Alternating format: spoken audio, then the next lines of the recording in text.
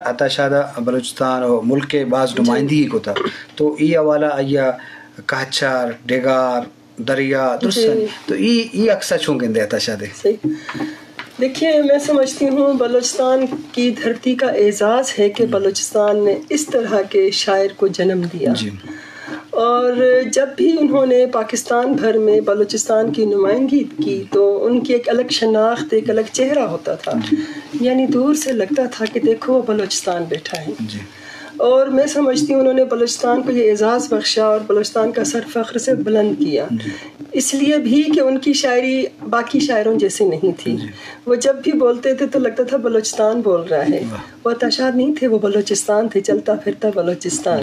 اسی لیے ان کی شاعری میں اس طرح کی تراکیب بہت زیادہ ہیں. میں نے جو ان کے کچھ شعر یہاں پہ انتخاب کیا ہے سنانے کو وہ اس لیے بھی کیا ہے کہ انہی سے متاثر ہو کر پھر انہی کو میں نے خراج تحسین پیش کیا ہے اپنے لفظوں میں. میں پہلے ان کے اشعار پڑھوں گی، پھر جو میں نے اسی بحر میں اپنے لفظوں میں ان کو خراج تحسین پیش کیا وہ پیش کروں گی. آپ اسی سے اندازہ لگا لیں کہ ان کی شعروں میں بلوچستان کتنا دکھتا ہے. کہ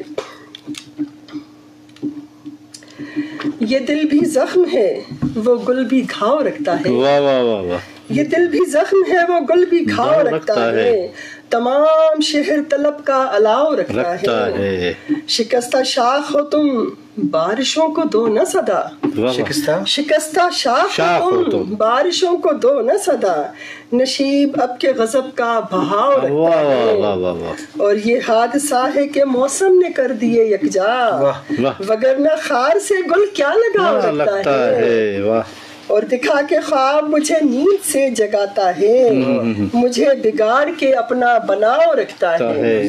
تو اسی سے متاثر ہو کر میں نے عطا شاد صاحب کو خراج تحسین پیش کیا. ہمارے لفظ ان کے قابل نہیں ہیں لیکن ہماری محبت ہے کہ ہم باز نہیں آتے کہ وہ اپنی دھرتی سے گہرا لگاؤ رکھتا تھا. وہ اپنی دھرتی سے گہرا لگاؤ رکھتا تھا، اسی لیے ہی تو سینے میں گھاؤ رکھتا تھا. بہت خوب بہت خوب. وہ اپنی دھرتی سے گہرا لگاؤ رکھتا تھا، اسی لیے ہی تو سینے میں گھاؤ رکھتا تھا. وہ امتزاج تھا کچھ سنگو آپ کا ایسا. وہ امتزاج تھا کچھ سنگو آپ کا ایسا.